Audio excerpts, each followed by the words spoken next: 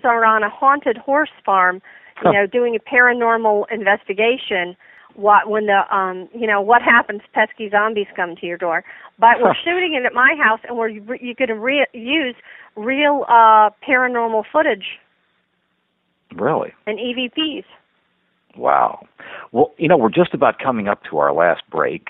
Is there something you'd like to mention as far as, before we go to break, your website or any of the book information or how to order books? If you want to go to anotherapocalypticzombiemovie.com or listen to Another Apocalyptic Zombie Radio, that would be great. We're still trying to raise money for the movie to actually finish it, get it in film festivals.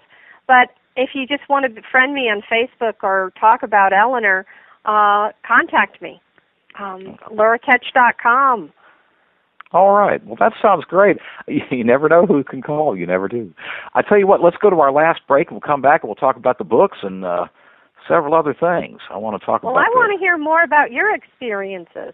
Oh, well, couldn't be as interesting as yours. But we'll talk about both. Cool. Okay. Well, time does go fast when you're having fun, and Lura's very much fun as a great guest. We were talking about the zombie movies, and I didn't know there were any Irish zombies or not, but there is a funny story. You're Irish as well, but there's another story I can mention about that. See, I was lied. Now, this kind of tinges on the reincarnation bit. Mm-hmm. I was always drawn to things Irish, but I was always lied to by my parents about my true nationalities and ethnicity, because what happened is when they came to this country, that the Irish were in Boston area, they were, treated like lepers, and no, Irishmen stay out or whatever, all this kind of stuff. Oh, and yeah, it's terrible. And they tried to they dropped the E off their name to pretend they were English, because there's a norm, the cooks with E are Irish and without an E or not, and they lied, and I was always drawn to things Irish, almost to a ridiculous extent. And I did the research and finally uncovered the fact that I'm as Irish as Barry Fitzgerald. Oh my gosh, that's really, that's interesting. They were just trying to, I guess it was a hangover from the 1800s. They were just trying to pretend they were English, but they weren't. As a matter of fact, I was in a Barnes & Noble store. And I mean, I went full hog into it, genealogy research, everything else, traced it back to County Cork and all that other stuff. Okay. What they did is they came to Quebec from County Cork, and then the geniuses went to Providence and Boston and all that. But what I'm saying is, I was in Barnes & Noble at another time for one of my coffee breaks, and I flipped through this book, Paranormal Ireland. And in the middle of it is a picture of Robert Cook, who put on the All Ireland Ghost Festival. He's a clinical psychologist over there. He is my dead ringer, more so than any of my three brothers. I mean, my dead ringer. I could put on the same duds he has. Wow. I'm more muscled up, maybe, but still the same facial structure and all that. But essentially a dead ringer for him. And he was from, yes, County Cork, and he was without question is my relative. And I thought that was pretty wild to find in a Paranormal Ireland book. Yeah, I mean, I guess we're drawn to different things. I mean, I love Great Britain. Oh, my gosh. I could live there. Well, I was drawn to Ireland because I just always had that. Like I say, I love Bushmills Irish whiskey. I mean, if they want me to do voiceovers for a Bushmill Irish whiskey commercial, I'll do them damn near for free. But there's no better whiskey anywhere. It's been regularly distilled since 1608. Anyway, whatever that's worth. But no, it was a very weird thing seeing that picture and also, finding that genealogical information. But no, the reincarnation thing has always interested me. And if you find out anything further, we'll have a subsequent show and you can bring it up, or I'll find somebody and I'll let you know, because well, really... I am writing an autobiographical, with a sense of humor, story of myself called The Accidental Psychic. Imagine Sandra Bullock having a near-death experience, coming back with psychic abilities and not handling it well. That's basically me. And I'm kind of a disaster like that woman, except I didn't marry the motorcycle guy. I married somebody else I shouldn't have, so I got that in common with her. So I'm going to pose that in the movie if it's ever made. Okay. Okay. Oh boy, she sure did mess up marrying that motorcycle guy. That was a bad move. I mean, well, the ghost didn't tell me, hey, don't marry that guy, Lura, and different things like that. So I do have a sense of humor about it all. Well, that's very important to maintain a sense of humor in life's ups and downs. It really is. But really, it shouldn't have needed a ghost to say, "Don't marry a neo-Nazi weirdo." I mean, it really. Well, I do take. I have to tell you this, Kevin. When I write a first-person article, I am very honest, and I'll take a lie detector test to show that I'm being sincere. And all the things I've told about this house, like on My Ghost Story, and plus the new episode of My Ghost Story that we just taped this weekend, going out to Hollywood was very exciting. The producers are very ethical, interesting people, and were the paranormal teams that came out, these investigators found Class A EVPs in. I'd like to share one with you that was really... Oh, yes, definitely, yes. The one that Jeff Sanford got, well, he was standing in my bedroom and he said, are there any children here? That's the question that they posed. So when we played it back, you could hear an audible male voice say, you have to look. Really? Which I thought, answering a question was great. We photographed shadow figures here. I've had, every time it seems like I have a guest in the house, something paranormal happens, like footsteps, or I have these motion detectors that go off, and sometimes. And we've had infrared cameras photograph orbs, like 50 orbs in one night going through the house.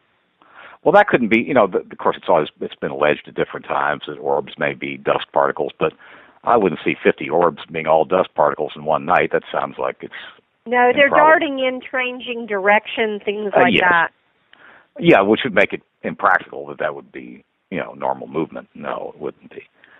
But so the EVP was clear as crystal, huh? Yes, I've had a lot of Class A EVPs here. Greenlight Paranormal from Louisville, they got some extraordinary results, but they haven't been able to get them to me, and it was a year ago, so it may have been lost. They had what's called this thing where it plays white noise and then words come out. What are those called, ghost boxes? Or is that Frank's box? Is that what that is? Or I don't know what it was. It was kind of weird looking, and I'm not a technical person, but we got very clear, audible EVPs or whatever that were direct answers to the questions. Well, I've heard that, and I've heard some EVPs, but it really has been a striking deal because when it's a direct answer to a question, it is remarkable. We had a guest on last week, Tom Fusco, that was talking about his physical theories of how that would be, but I'm kind of the opinion that the Occam's razor or Occam's razor, that the simplest answer is usually the most valid. And if it's, I'd like to share one that was just fascinating. I asked a deceased family member out loud, are you proud of the books that I've written? Is this the right direction for me? And so there was a pause, and then you could hear, and it was recorded, the answer was horse slaughter. Horse slaughter. And, this is pretty interesting. I wrote a book called Throwaway Horses, and it's about a haunted horse slaughterhouse. Oh, gee. Is it it's a true story? It's a true story, Laura? The slaughterhouse? No. It's fictionalized, but I worked with, I got information from the USDA, and it takes place in 1959 in a fictional town called Auchulucola. But it's a period story, and I had to write a fictional town or I'd get hate mail if I used a real one. Mm-hmm. But it's about a haunted horse slaughterhouse. And I without preaching, I put in some pretty sad details about horse slaughter. So after I wrote that book, I thought, I better put my money where my mouth is because I don't believe in horse slaughter. It's immoral. And I adopted a throwaway horse named Dixie Belle who was 31 at the time and had one Wow. front tooth. I've got her in the backyard. She's a family member, and 31? she's just a lawn ornament. Wow. That's a heck of a old horse. Well, I love animals. We did have a gal on not very long ago. It was a very good show. Kim Sheridan. She wrote a book called Animals in the Afterlife. And, Laura, she's got a lot of strong information on the validity of an afterlife for animals via these near-death experiences and other things. And there seems to be some strong... I saw my dog after she died, so she had a soul. Yeah? Oh, you did? You saw experienced something like that as well, huh? Full apparition. I saw my dog, my sweet dog Bridget, die of cancer. And I woke up one morning. In fact, literally a ghost woke me up. And I'm looking over at Bridget. She was lying in the bathroom, and I saw her come out of her body, full apparition, longer hair, because she lost some hair with the cancer. Sure. And she ran right over to me, and then the whole thing was over, and she dissolved. But it was comforting, even though it was tragic at the same time, that I saw a dog's apparition. Well, as I understand from Kim, that's not that unusual to see that. It's really not. That's kind of comforting because I lost a pretty close pet here a couple of months ago myself. And oh, I'm sorry. Well, me too. That's better company than any spouse I've ever had. Oh, it's tough. I mean, I've had a horse for 25 years, and I love him a lot more than I ever loved my husband. Oh, yeah, I know. Well, I mean, relatives would come and relatives would go, but the dog died, and that really bothered me. But, I wasn't happy that the relatives died, but the dog really was a great companion. He's usually my radio dog. He'd usually be with me during the shows and what have you. What wonderful memories you have. Oh, yeah, he's a great dog. But hopefully they do have souls. And the evidence that Kim presented was pretty good. I mean, it wasn't infallible, but it was anecdotally, it was pretty good. I like the fact that, she had a soul, and it wasn't the first animal that I'd seen after it died. And they were always my animals because I'm such a animal fanatic person. Not radical. I'm not a PETA person, but I just love animals so much. So every novel I write has one of my own personal paranormal experiences, and I always put in, an animal like, a pet or something like that. And in fact, you're going to love this. I do an I Am Legend spoof in my movie, my Another Apocalyptic Zombie movie, and I have a little black pug named Achilles. That he's so cute, and he's playing Sam, and, he has a little life preserver, and, he's so funny, and it's the cutest little dog. Oh, animals are the greatest. They're, for another life, I'd probably be a zoo director, but, we'll have to see if there is another life after this one. Who knows? But we'll all find out eventually, but I'm not in a rush. Well, I'm not in a rush, but, if the dog's waiting for me and I could skip down the road and have a smoke and, shot of Bushmills and talk to Aunt Frances, it doesn't sound that bad. I tell you, I hope there's key lime pie in heaven and some other goodies that I like here.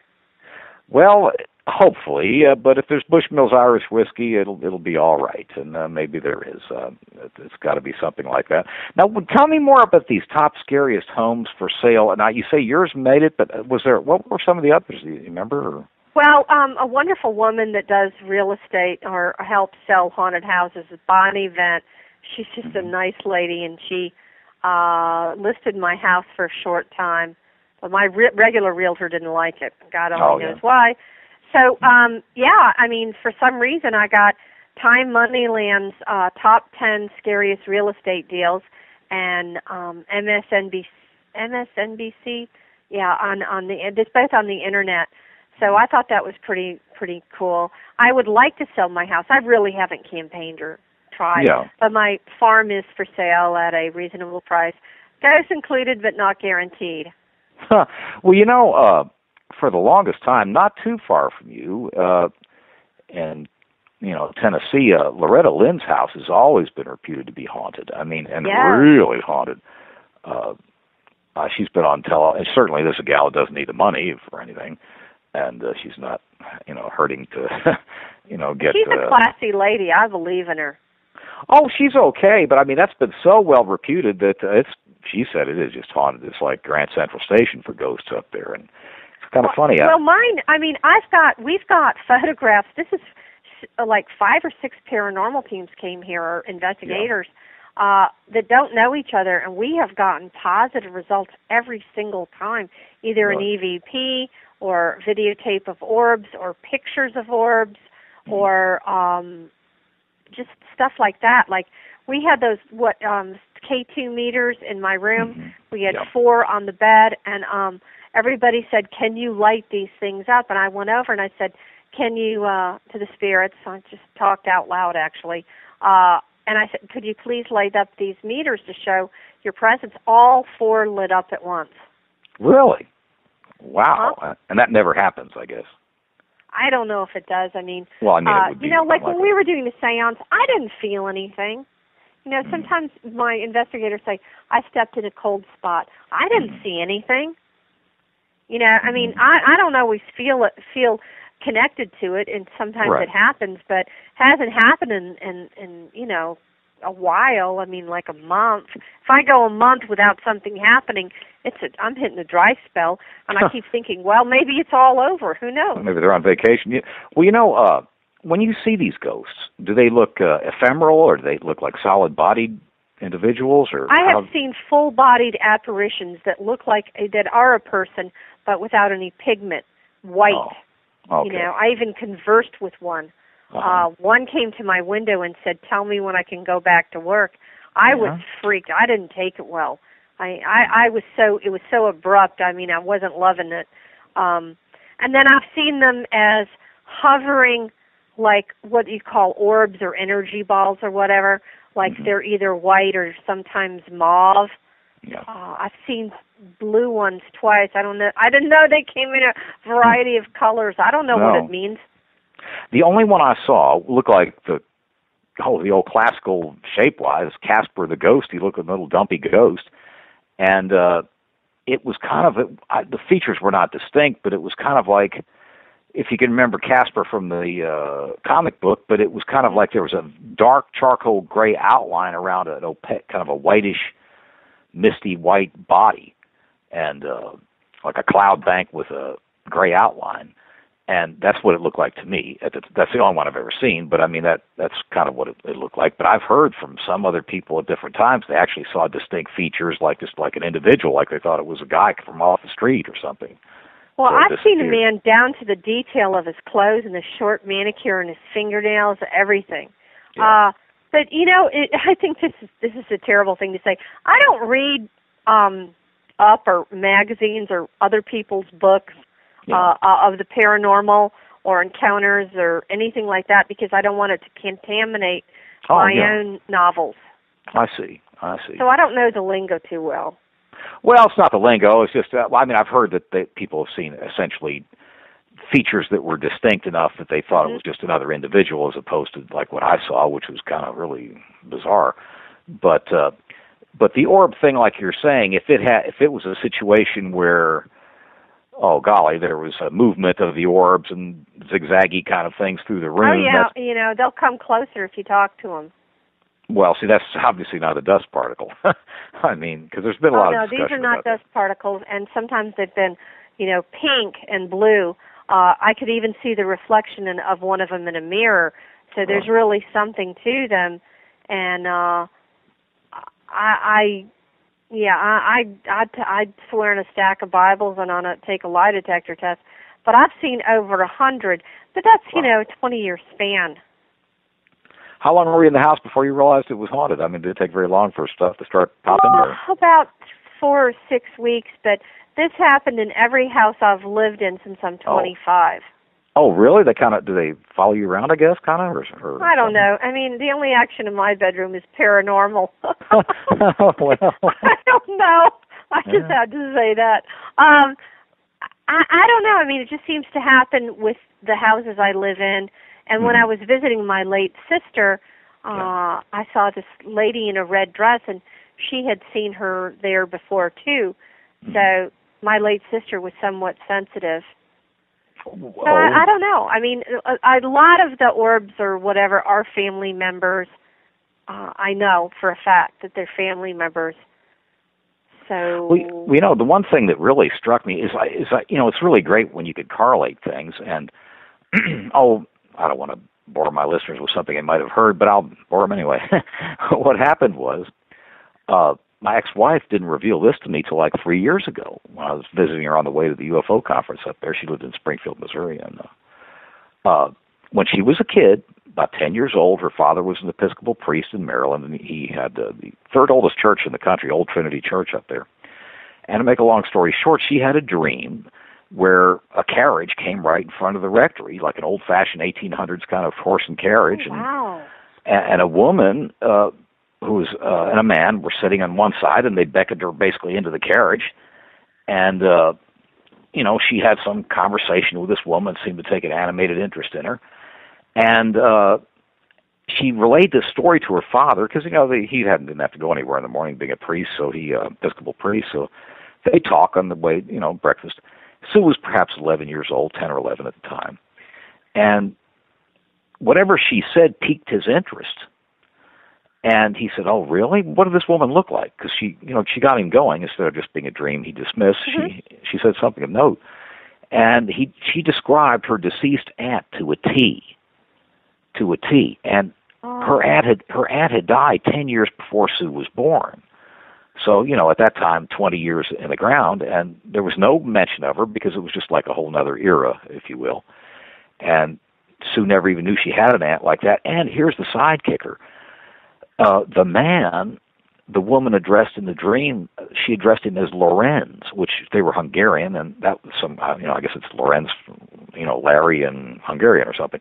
But I've never heard that name in any other connection, ever in any literature or any other place. And Sue certainly hadn't at 11 years old.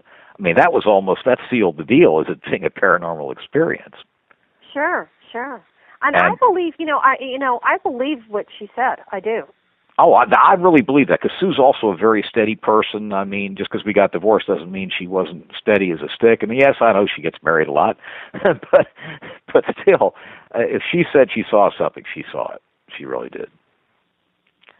Wow. I have written an article called Contact Dreams, where it is, I've explained what I've had where I'm asleep, but I'm also awake, and I believe I'm in a place out of my body and having conversation with someone that is, no longer alive, a ghost or a spirit or whatever, and a familiar surrounding. And I've had these fantastic contact dreams.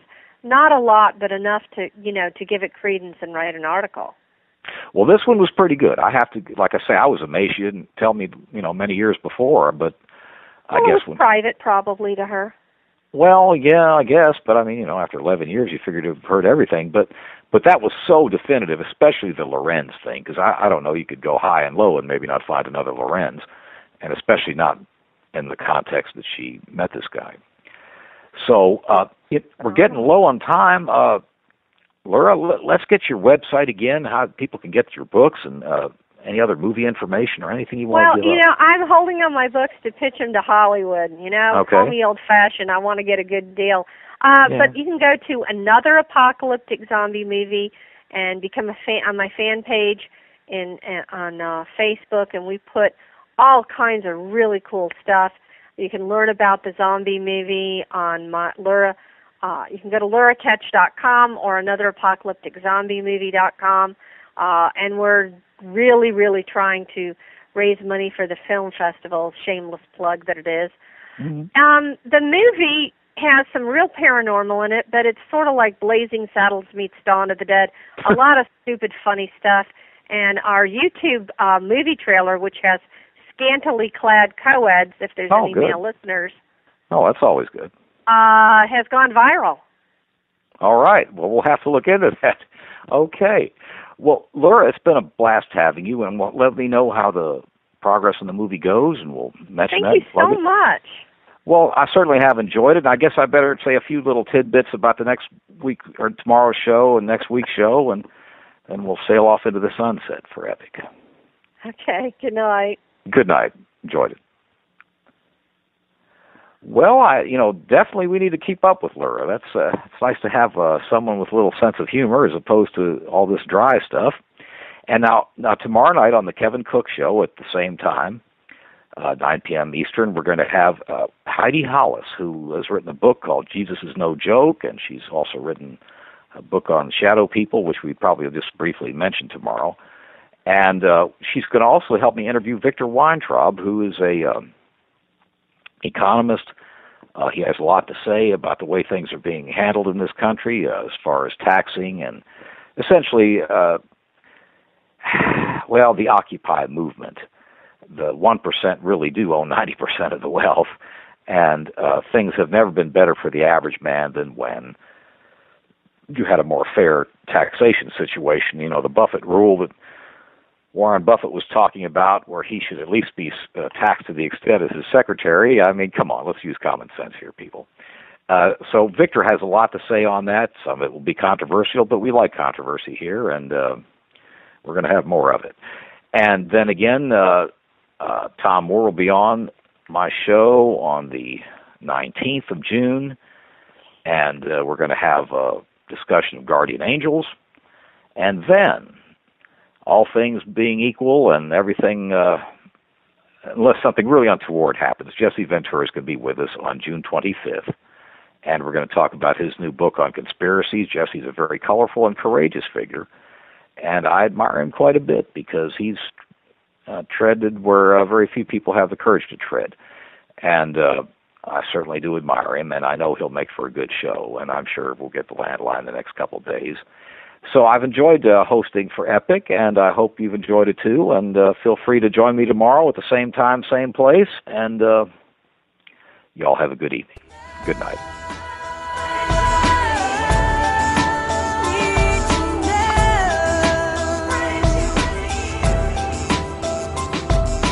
Thank you for being with us tonight. Please join us again next Monday evening for Extraordinary Phenomena Investigations Council's Epic Voyages. I'm Roger Peacock for Epic. Until next time.